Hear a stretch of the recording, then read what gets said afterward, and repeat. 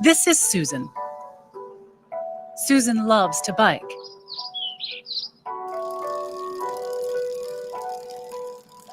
While out for a ride, she falls and breaks her arm. Special cells called neurons send a signal through the spinal cord to the brain, which interprets the signal as pain. Susan understands the pain means she needs to go to the hospital, and her body is equipped for survival, helping her not to panic so she can seek help. Many of her neurons are covered in proteins called opioid receptors. These receptors act like a brake to slow down the neuron's ability to send pain signals. When injured, her body releases natural painkillers called endorphins. Like a key in a lock, endorphins activate opioid receptors, slowing down the pain signal and preventing a panic. Susan gets treated for the broken bone, but 3 months later, her arm still hurts.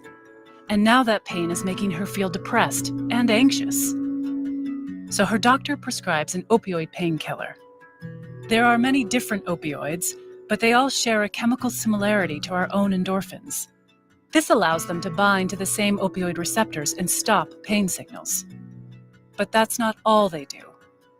Deep inside Susan's brain is a region called the ventral tegmental area, or VTA for short. The VTA is full of neurons that produce a chemical called dopamine.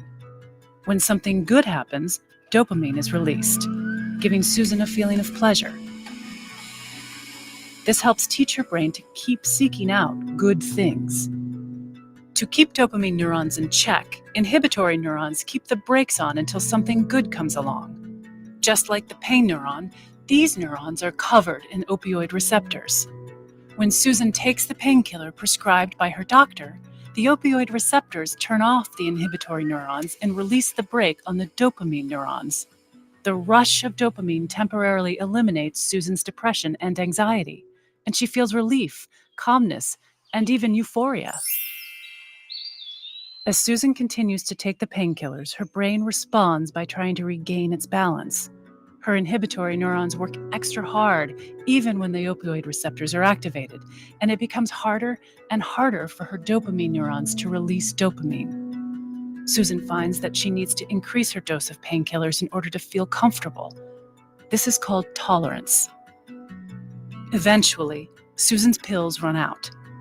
Inhibitory neurons that had been working overtime are let loose, clamping down on those dopamine neurons and shutting them off almost completely.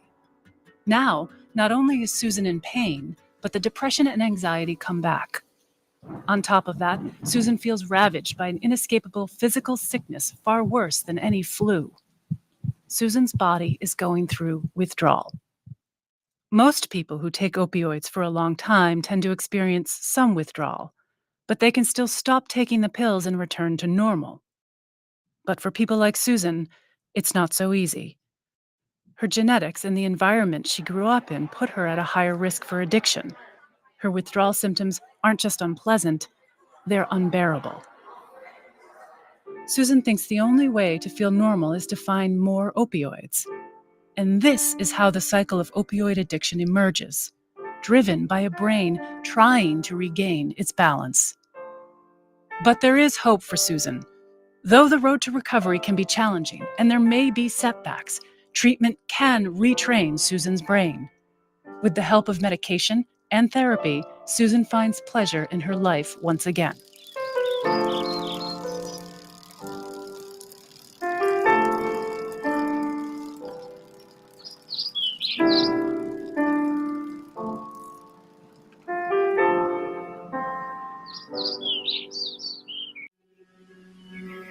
Overcoming drug addiction was difficult, but I found the path to recovery that worked for me.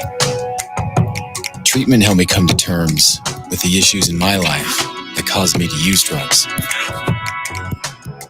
And I found better ways to cope. Learning I had a substance use disorder helped me realize I needed to make a change. The road to recovery is different for everyone. There were good days and bad days, but I found strength in seeking help. My friends and family made a huge difference in my recovery. I never gave up. I found my path, and I keep walking it every day. Find the path that works for you. Learn more at cdc.gov/stopoverdose. Good evening, everybody, and welcome to our edition of Speak Your Mind on this Friday.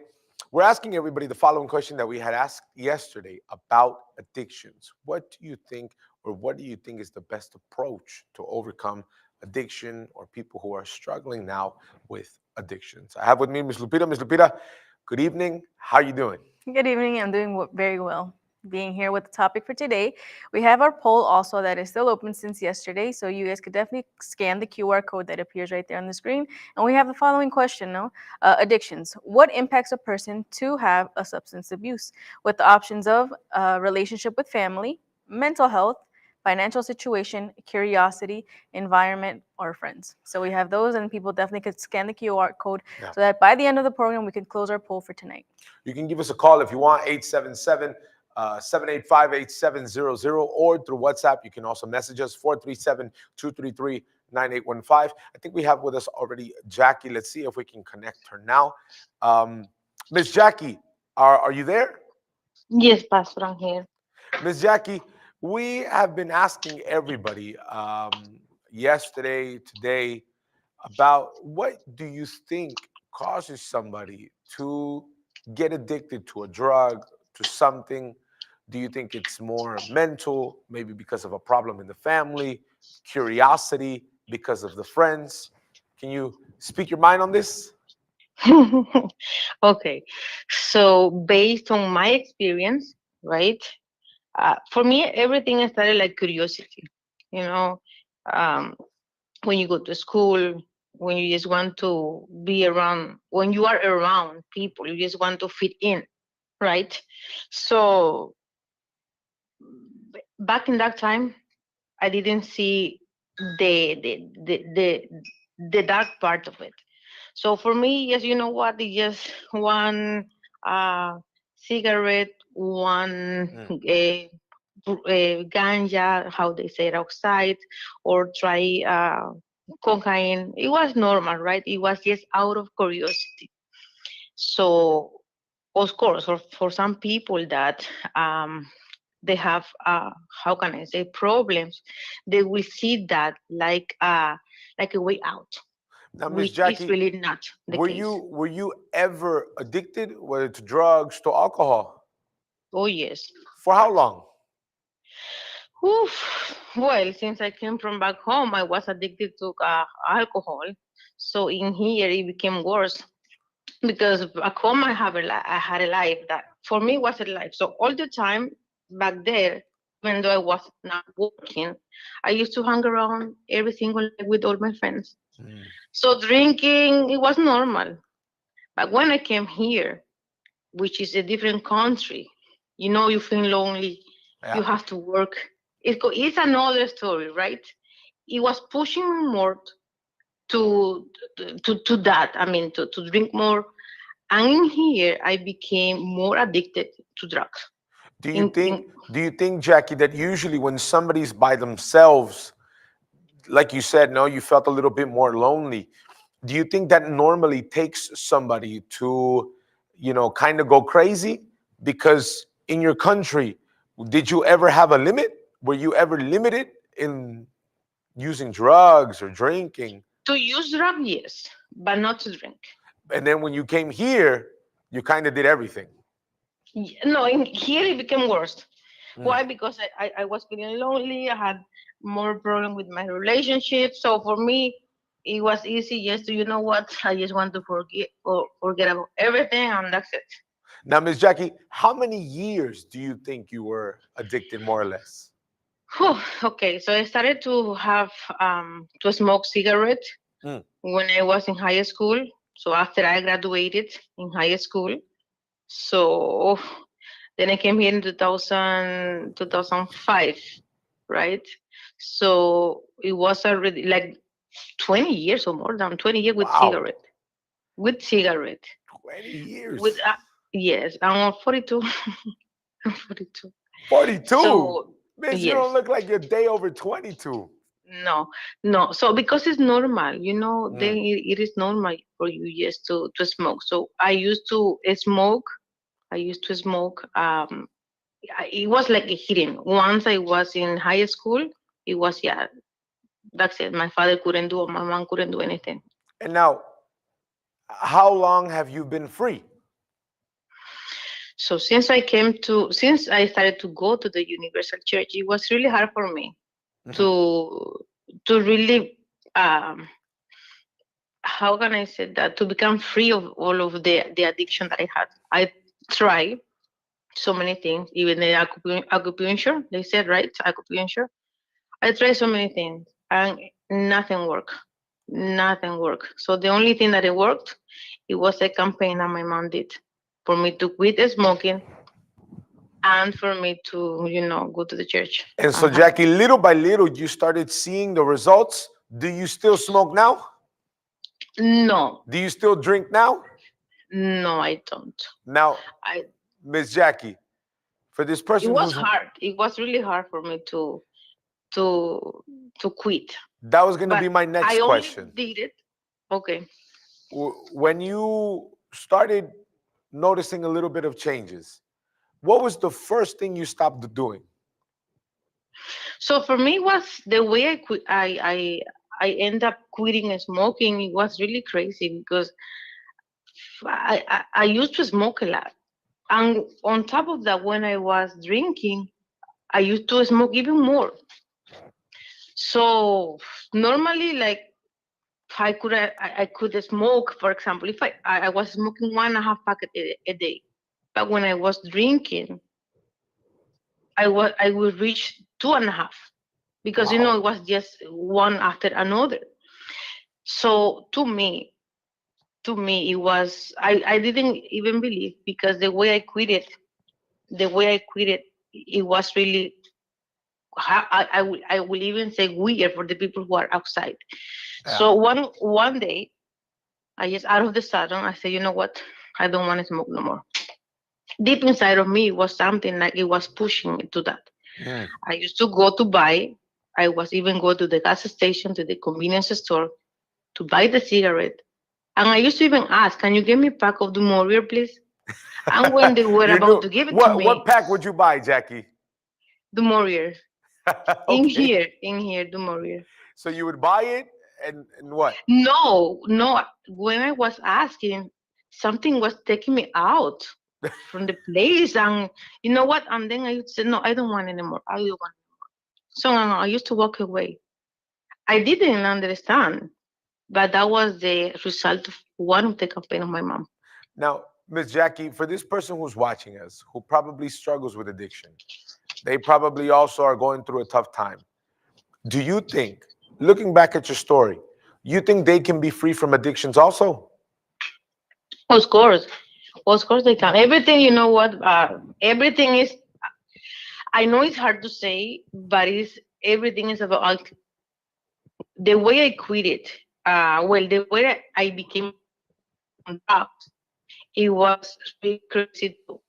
I want, because I saw that nothing in my life was going forward. Mhm. Nothing. So I was feeling stuck. I was having stress, really bad, like relationship, financial. And I said, you know what, God, or you change me, or you help me, or you kill me. And now, Jackie, who is the Jackie today? Oh, now if I don't need anything of those, anything of that, not cigarette, not smoke, not crack. I mean, sorry, cocaine. I didn't use crack, cocaine. Uh, Nothing, no alcohol, nothing. Completely free.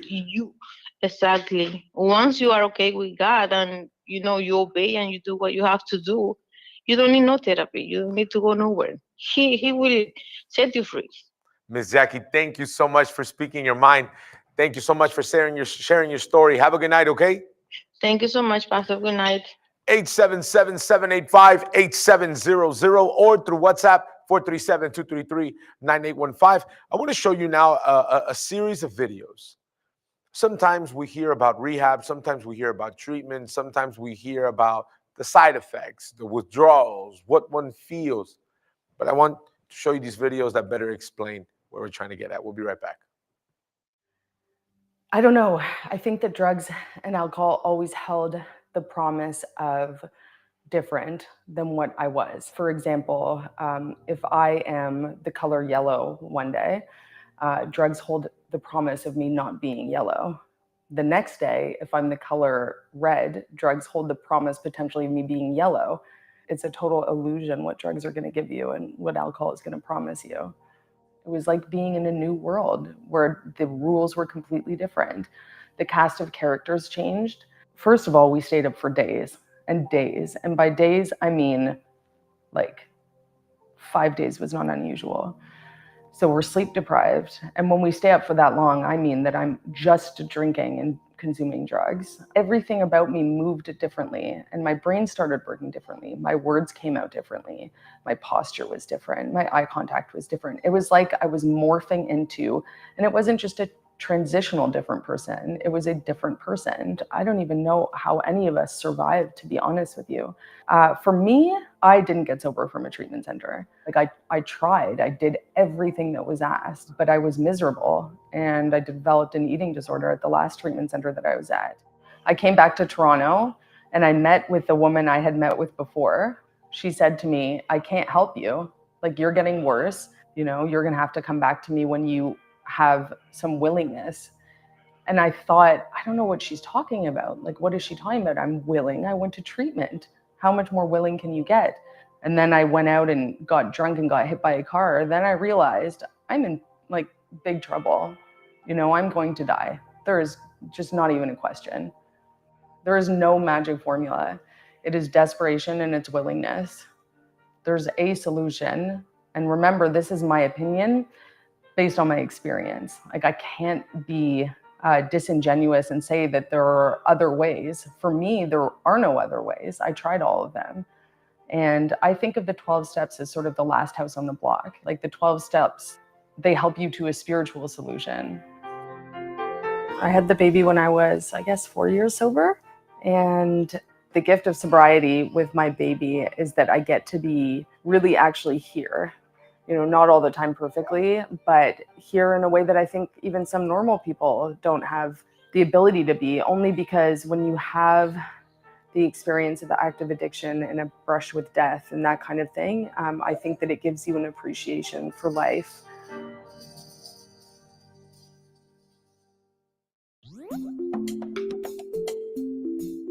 Recovery. What is it? Well, according to the Recovery Research Institute, recovery from a substance use disorder is a process of improved physical, psychological, and social well-being and health. The National Institute on Drug Abuse says, recovery is a process of change through which people improve their health and wellness, live self-directed lives, and strive to reach their full potential. In the 1970s, the trans-theoretical model of behavior change emerged and explored people's readiness to change. The 6 stages of change has helped many people better navigate their process with intentional change and recovery. Stage 1 is the pre-contemplative stage, when a person is yet to see that their substance use causes problems in their life, although it is clear to those around them. Stage 2 is the contemplative stage, where the individual considers the possibility that their substance use is causing issues. They may decide to cut back or stop using drugs or alcohol. At stage 3, the preparation stage, the person no longer needs convincing. They do research and gather information about treatment options, what recovery means, or how to achieve it. Action is the 4th stage. In this stage of recovery, a person feels self-confident they can change and take effectual steps towards sobriety. Choosing a treatment program that meets their needs can range from outpatient treatment to inpatient rehab, from sober living communities to mutual aid programs such as Alcoholics Anonymous. Next comes the maintenance stage. Persons in this stage avoid temptation and are unbothered by triggers. By using available resources in their community, their families, or other supports, they can maintain sobriety. Coping skills keep them from using drugs or alcohol. Nevertheless, the possibility of relapse still exists. That's why the maintenance stage also means having an excellent strategy for avoiding relapse and for getting out of it. For many people, this is the last stage in their recovery. Their maintenance work continues throughout their lifetime to sustain abstinence and prevent relapse. But the true culmination of the stages of change occurs at the termination stage. It happens after an individual has been avoiding triggers for quite some time, resisting urges, and possibly relapsing. At this point, a person has no desire to return to their former alcohol or drug-seeking behaviors. As a result, their health has improved substantially, as has their quality of life. Recovery goes beyond abstinence, and getting help is easy. Someone is always a mere call, click, text, or chatbot away. Your bright tomorrow starts with positive change today. The idea of forcing someone with a drug addiction into rehab, experts say, is legally and ethically complex. But it's an idea Alberta's United Conservative Party's Minister of Public Safety says is being considered as the addiction crisis continues. To make sure that we are compassionate, and I would say that it's not compassionate to allow that person to continue to overdose 5 to 10 times a day. The Globe and Mail reporting Tuesday, Alberta is actively exploring creating a framework for what they call a Compassionate Care Act, involuntary treatment if someone with an addiction is charged with a non-violent crime, or if their family or police can prove to an independent panel it's necessary, pointing to programs in some U.S. states or countries like Portugal.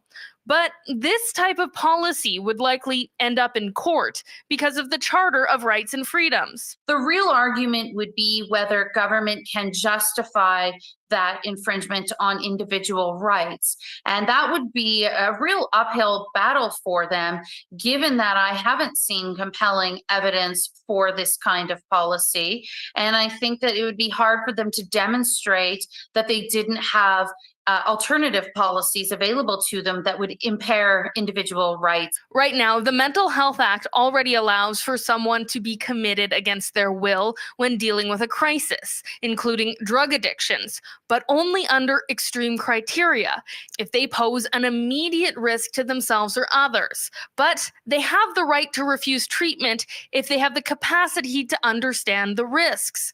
It may drive people to not seek treatment if they fear that seeking help might then subject them to involuntary treatment that they didn't want. The Minister of Mental Health and Addictions Office maintaining no decision has been made, but they will continue to build out a full continuum of care, including prevention, intervention, treatment, and recovery. And while the NDP government in British Columbia has said they are looking into forced treatment, the Alberta NDP in a statement to City News saying this will not solve the drug poisoning crisis. To help someone suffering from addictions, you need to meet them where they are, while committing to investing in evidence-based mental health. In Edmonton, Carly Robinson, City News.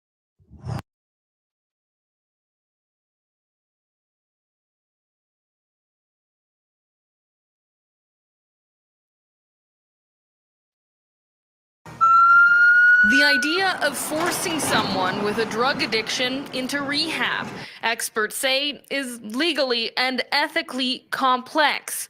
But it's an idea Alberta's United Conservative Party's Minister of Public Safety says is being considered as the addiction crisis continues. To make sure that we are compassionate, and I would say that it's not compassionate to allow that person to continue to overdose 5 to 10 times a day. The Globe and Mail reporting Tuesday, Alberta is actively exploring creating a framework for what they call a Compassionate Care Act. 877-785-8700 or 437-233-9815. I think we have Sammy with us. Let's see if we can connect him now. We've been talking, Sammy, throughout the whole program, tonight's, yesterday's, about addiction, about people who, certain things that cause it. Sammy, were you ever somebody who was addicted to drugs or to anything? Definitely. I had some addictions. I actually had an addiction to pornography. Mhm. I drank and I smoked for about 5 years. It's not that long, but when I started it, it was something that I felt like I couldn't live without. And pornography, I was addicted to that for like more than 10 years. And usually, when an addiction, was it somebody who told you about it? Was it something out of curiosity? How do you think that developed? Pornography was a pleasure thing. Smoking and drinking was definitely curiosity. It was something that I didn't know. I wasn't raised to do it. I didn't think I needed it, but I was curious. And then once I tried it, I was like, wow. And that got me hooked on it. Now, I know, for example, we might have some people who watch us who are like, oh, addicted to pornography. I don't see that much of a problem. What do you think were a little bit of the problems that you saw, or a little bit of effects that you saw because of that addiction? A dirty mind. You can't look at a woman in a clean way. That was something strong.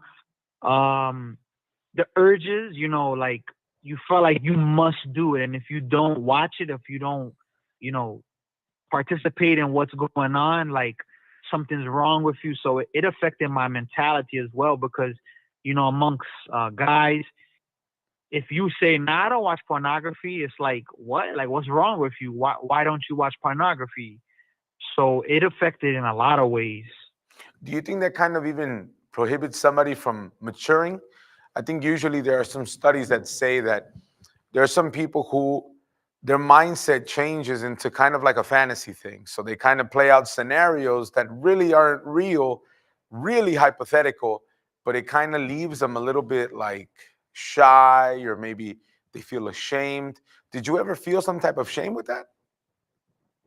I felt shame. It's embarrassing, like in some cases, but some cases where oh, you the man, like you the man. Look what you're watching, and it makes good for good laughters. But going back to the fantasy part, that's a billion% correct, because there are guys today, from my experience, there's guys today that are like 50, 60, 40. They're high in their age, and they're still watching pornography. They some of them are married, some of them, and these are things that I've experienced. I've spoken to people and seen. They're married. They're they're high in age, but they're still watching, and they're watching every day. Some of them, if you go to their phone history, you're gonna see some crazy stuff there. And if I look at that Safari, or if I look at that Google Chrome, for a lot of people, yeah, it's like a it's like a fantasy, because they're watching something that the chances of them having it are slim. But if you ask them, they're like, oh, I wish I had that. Now, you see, Sammy, one of the things that I find a bit interesting, what do you think for you was a little bit, not worse, but maybe harder to overcome? Pornography or the drinking and smoking? Definitely pornography, because in some circumstances, drinking and smoking, it was illegal back then. It was illegal to smoke weed. You can't walk down the block. If you're in the hallway smoking weed, you're like, oh, snap, like, are the police about to come? If you're drinking, I was under 21, is somebody about to pull up? So, it was harder. But pornography, like, that's not, I mean, the websites say if you're 18 and older. If you're 18 or younger, don't go on these websites. But there's nobody there to watch or nothing like that. So, you get free will. You can watch it at any moment. And there was like these playing cards, like, I forgot the name of the card, spades, cards like that, where even those cards would have pornography on them. So pornography was just so easy. I think I remember when they would throw it on the floor. Yeah. Is that what you're talking about? Bad memory. It was like game cards, but yeah. But they were like little ones. Peter, you remember that? Did you ever see that? I'm asking Lupita as if she knows. Definitely not. I don't know. Sammy, is that what you're talking about? The little cards that had like women on them? Yeah, like the playing card. That's old. Hey, look, hold on, time out. If you don't know what we're talking about, Back then, there would be people, I don't know for what weird reason, they would give cards, and the card, right, Sammy, it would have like a woman naked on it. Yes, exactly. Okay. They don't do that anymore, thank God. But so something like that you were talking about.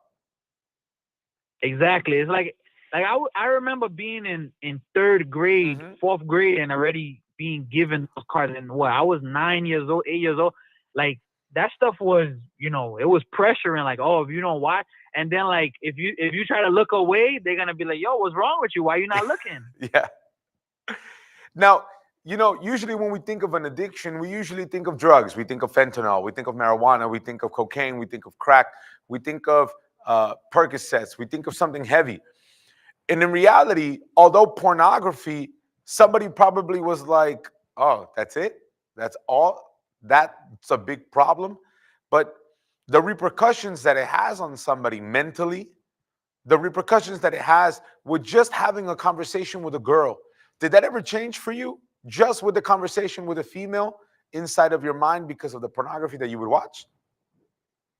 100%. It's like, you know, you kind of lose the value of a woman, and you know, kind of treat them like a pleasure tool or something like that. You know, like as I was mentioning earlier about a dirty mind, you know, like you see what you see on the screens, on the, you know, in pornography is like, you know, I gotta do this 100%. I gotta do this, and a lot of the stuff you see is degrading. I know that it's some people's careers, and if you know if that's their career, I'm not judging it, but some of the stuff you see is like, it's some degrading stuff. Like, it's putting people down, it's putting women down, it's putting people down. And you know, I would try to do that stuff, and you know, I'm putting people down. I had to think, if I had a daughter and somebody's doing to my daughter what I'm doing to other girls, oh man, I'll be really angry. But now, Sammy, it really, you said how long do you think you had that addiction for? Well, it started when I was a young, maybe in around 10 or 11. So, you know, you could say around 10 years. I started doing what I saw for about 4 or 5 years. Wow. Now, well, I have to confirm, no? You don't watch porn anymore, correct? No, not at all. In your mind, you were able to clean up those thoughts? Definitely. Always thoughts come in the sense of negative thoughts.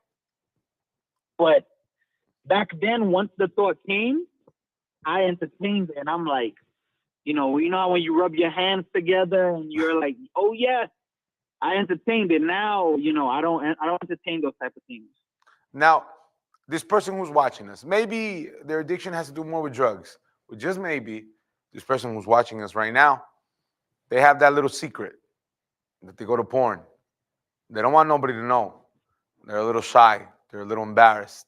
At the end, their conscience kind of gets at them at night. You think they can be free from that, Sammy? 100% they could be free. I was free from it. So, you know, 100% they could be free.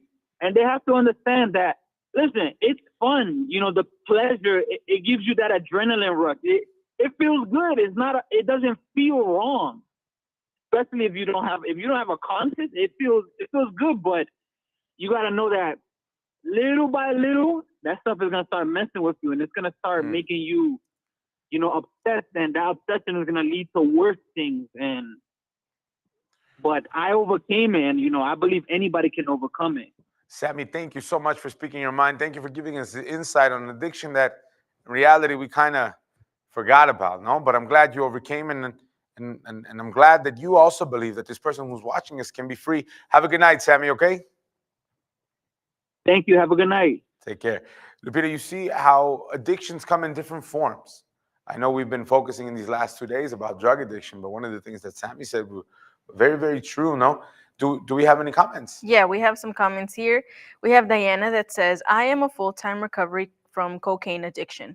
I suffered with horrendous cravings regular. Understanding how addiction works with the dopamine was a key ingredient to overcoming my addiction. Once we understand something like addiction and how our brain reacts, it can help us to move forward. I hope everybody is well and at peace.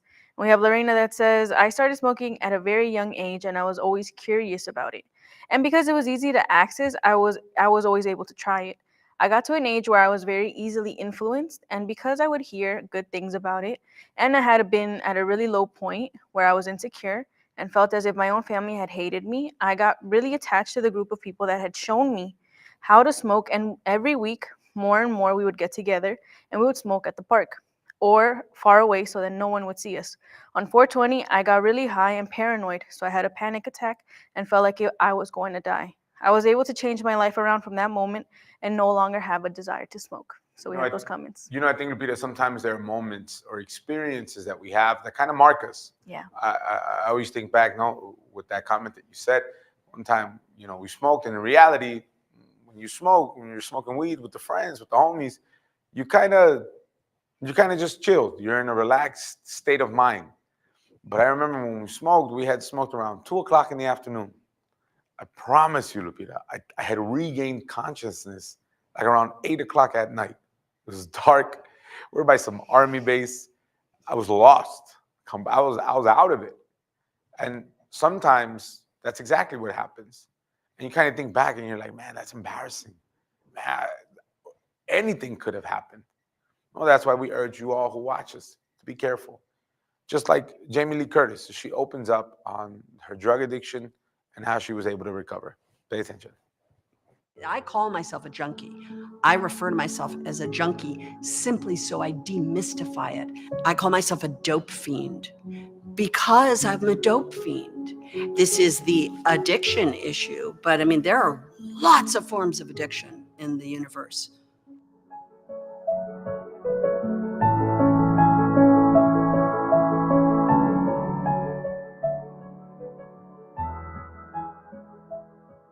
I was in a good, stable marriage, writing books for children that were bestsellers.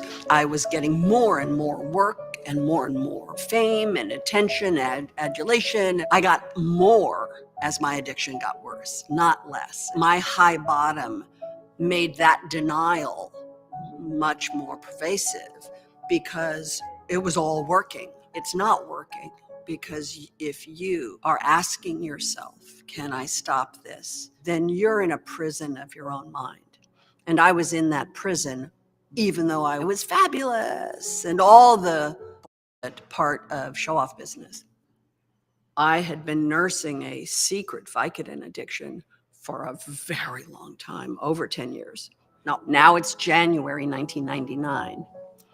And there was an article in Esquire magazine called Vicodin, My Vicodin, written by a man named Tom Chiarella. And in the article, he describes outing himself by writing the article, that by writing the article, he knew his doctors wouldn't give them to him. He knew that his wife and family were going to be on to him. He was outing himself for a secret that he'd been carrying.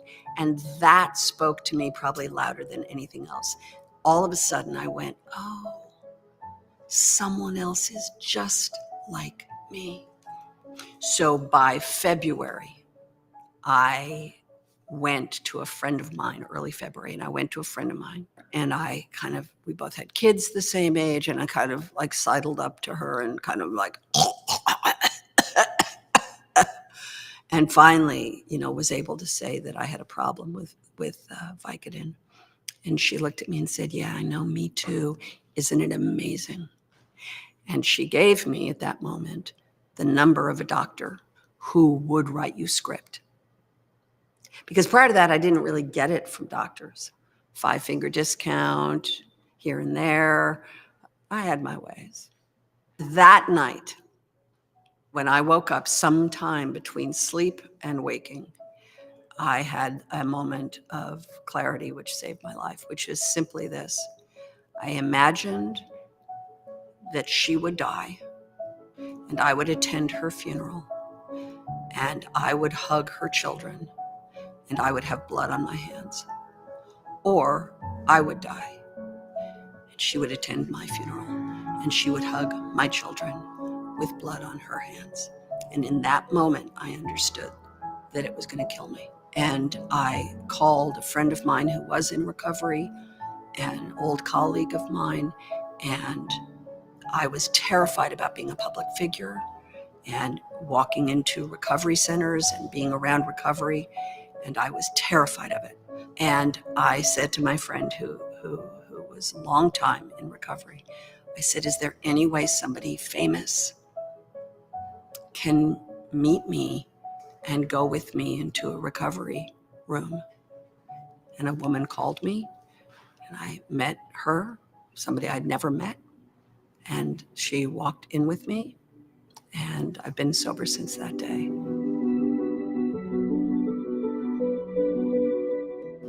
The beautiful part of being able to acknowledge your own illness, being an alcoholic, being a drug addict, to call yourself an alcoholic or a drug addict is a badge of honor, because the secret, the shameful secret, is the reason why it is such a pervasive illness in our industry, in every socioeconomic strata, in every country in the world. It is the secret shame that keeps people locked up in their disease. I'm sober today. Am I going to be sober for the rest of my life? I hope so. I'm going to do everything I can to be. But I'm saying I am an addict, and I am in recovery, and I work a hard, good program, and I pay a lot of attention to it, but it's a pernicious disease. I've broken ribs twice last year, and I had to take the very drug that I loved. I was required to take in order to be able to exist, but I did it in a very carefully, very prescribed, very monitored way with a lot of contact. And there was no secrecy. I wasn't hiding it. It was out. The bottle was on the counter. My husband was like, everybody knew. You know, that's a big change for me. But I mean, I'm an addict, so I'm in recovery. I'm not recovered, never will be, but I am working on it.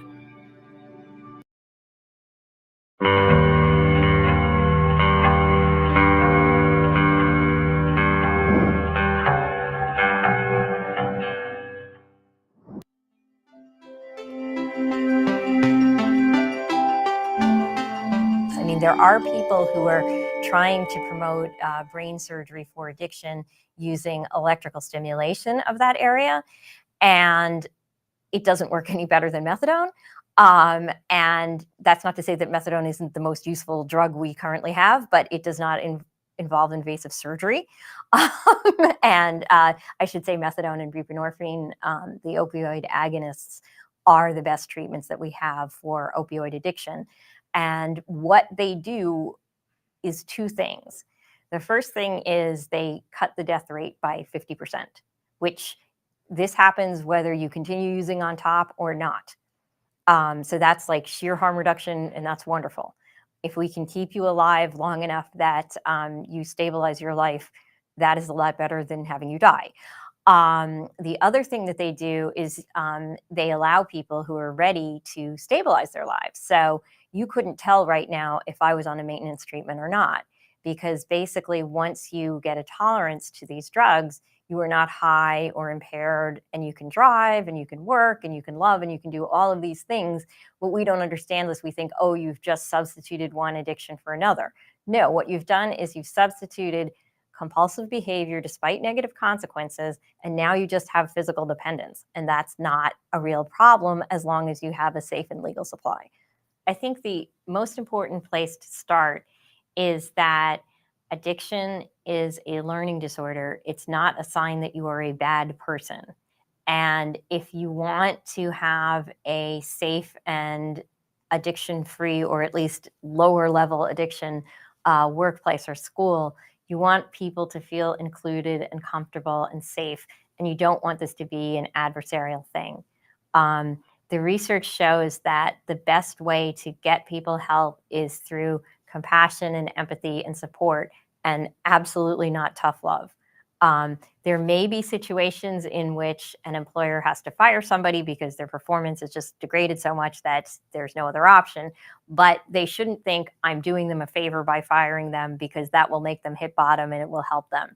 Sometimes that happens, but sometimes they just go on to a life of homelessness and then die.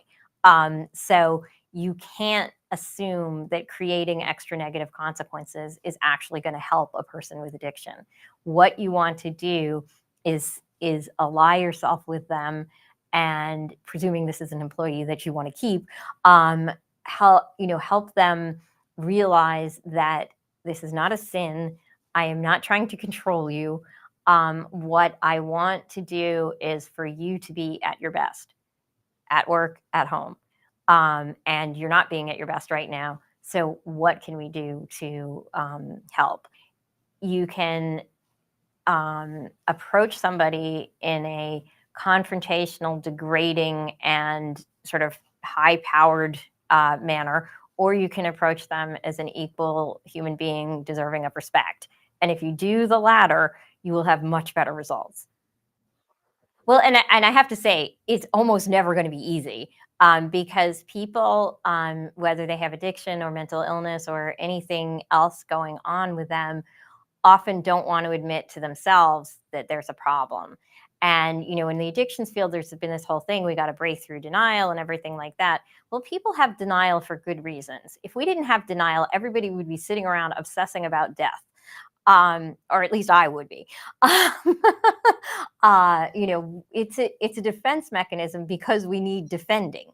So recognizing that can allow you to approach somebody not from an attacking stance, approach somebody from a befriending sort of stance. And that is hard to do. And some people are going to get very defensive no matter what you do. And it's not going to be a pleasant conversation most of the time, but you can minimize harm. I mean, this whole thing always comes down to like reducing harm, making things less unpleasant if you can't make them non-unpleasant or actually pleasant. So it's really, but the main thing is like see them as a full human being. And I think really important in getting people into any kind of treatment is that I always say this to parents or anybody who has an addicted loved one, the first step should always be a complete, thorough psychiatric evaluation by somebody who is not affiliated with any treatment organization. And we're back with all of you guys. Lupita, do we have the results of our poll? Yeah, we do. So we finished up our poll for tonight, and we had the 6% that went for financial situation. We had the 11% that voted for curiosity.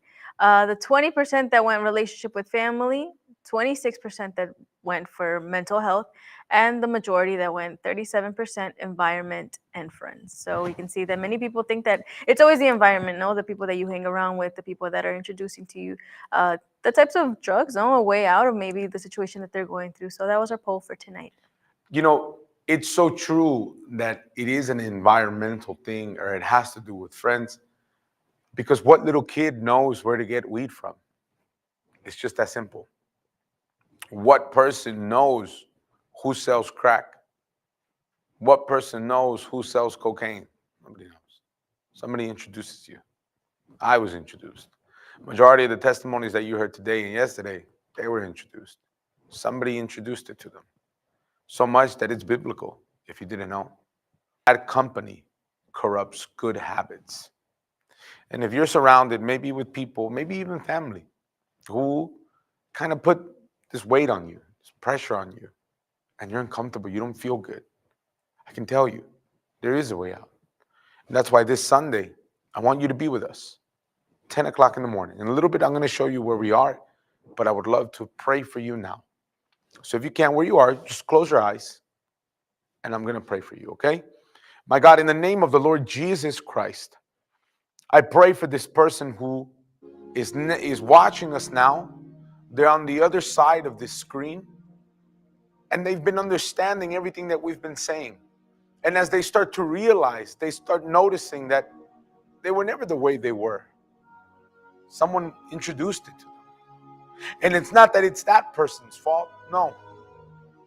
But sometimes when we lose control, Lord, we need someone to help us get back on track. And that's why we invoke you. So, my Lord, I pray for this person, that they can receive strength, that they can receive hope, that they, my Father, can be in this moment renewed. You who are listening to us now, be free. Be free from all evil. Be free from anything that has been holding you back. Be free from all the darkness. Be free from all the chains. Be free from all the shackles. I determine this person free from all evil in Jesus Christ's name. And if you believe, say amen. Amen. What you feel now is a little of a lot that God wants to do in your life. But it's like I said, Sunday, 10 o'clock in the morning, we want you to be with us in our gathering of faith and miracles. We're going to put the map right now on the screen and more. If you maybe have a family member and they only speak Portuguese, we have a floor that also gives services in Portuguese. If you have a family member who only understands Spanish, we have also services in Spanish. Usted que nos ve ahora en este momento y usted está sufriendo, sepa que hay una salida para usted. Usted que acabó de llegar a este país, usted que no sabe qué hacer, usted que está sin rumbo, sin propósito. Estamos ubicados aquí en Toronto, 2420 de la Dufferin Street. You can take the 29 bus, the 929 bus.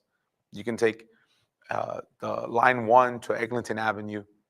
All the modes of transportation to help you come to this place and see how God is working in the lives of many. I want to show you Kezia's story.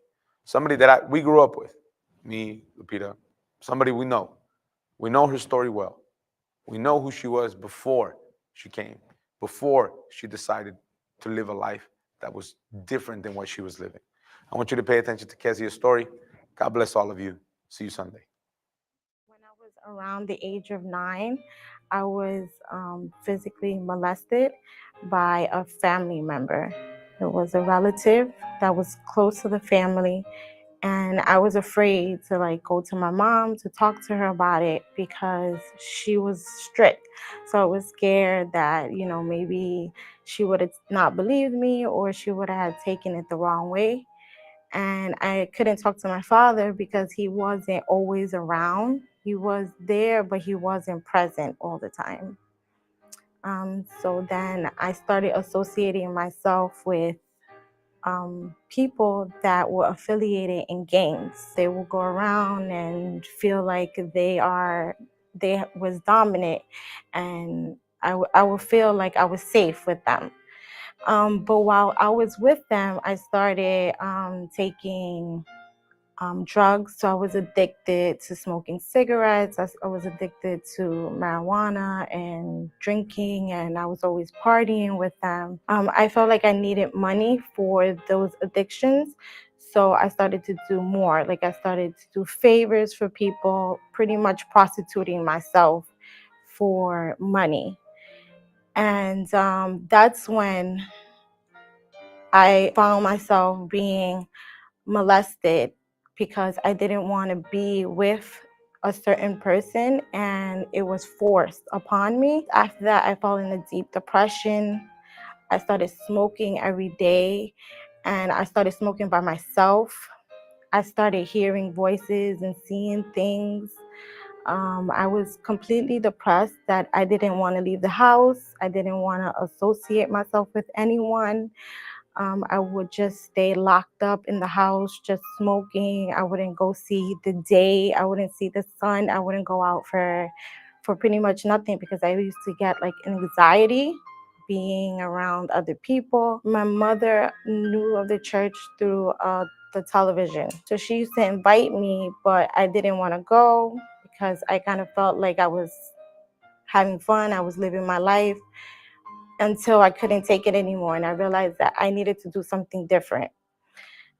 So I did end up going a service on a Friday and I felt like it was a relief. I was, that heavy burden that I had on top of me was off of my shoulders. I felt like I needed to continue to go. I started to do the chain of prayer, and I was delivered from my addictions. I wasn't as rebellious with my mother. My financial life was getting better. I received a promotion at work. I also received the Holy Spirit. Seeking the Holy Spirit was the only thing that I wanted to do at that time, because I was in such a depression that there was no other solution for me. And when I received the Holy Spirit, it was just like a peace, an inner peace that I had. I didn't have any desire to smoke. I didn't have any desire to be around the people that I needed. I felt safe. I felt like I had that true love. I was certain that God was with me. Words couldn't describe it, but I just felt like it was such a joy, a happiness, something that I was lacking in a long time because I was seeking in wrong places. I finally found the peace I was looking for. Today, I am a brand new person. I am happily married. I don't feel like I'm lacking anything. I have 2 wonderful girls. I don't have any addictions to anything, and I'm happy. I'm happy.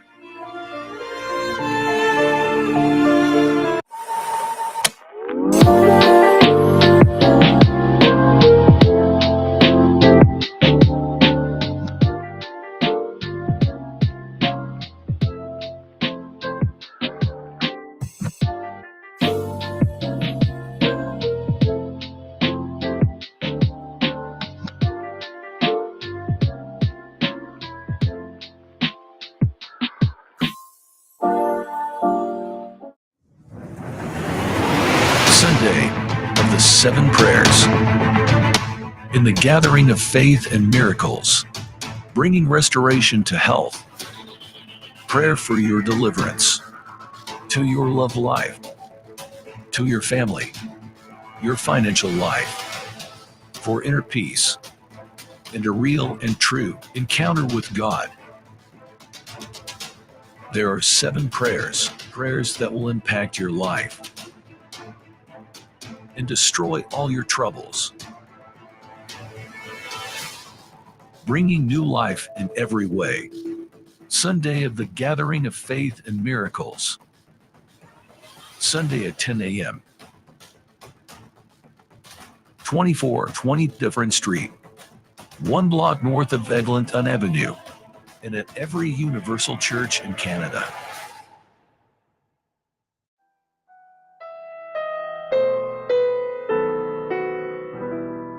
Lift up my eyes to the hills.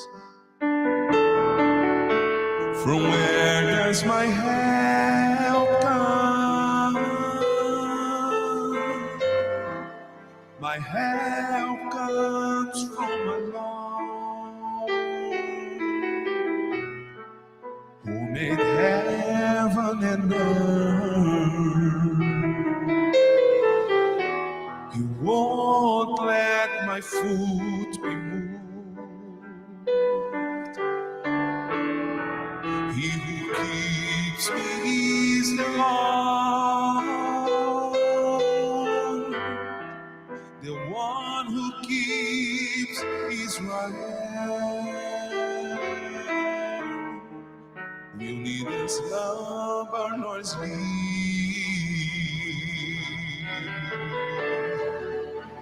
The Lord is my keeper, He's the shade on my right hand. He keeps my soul, He protects me from all evil. He keeps my going out.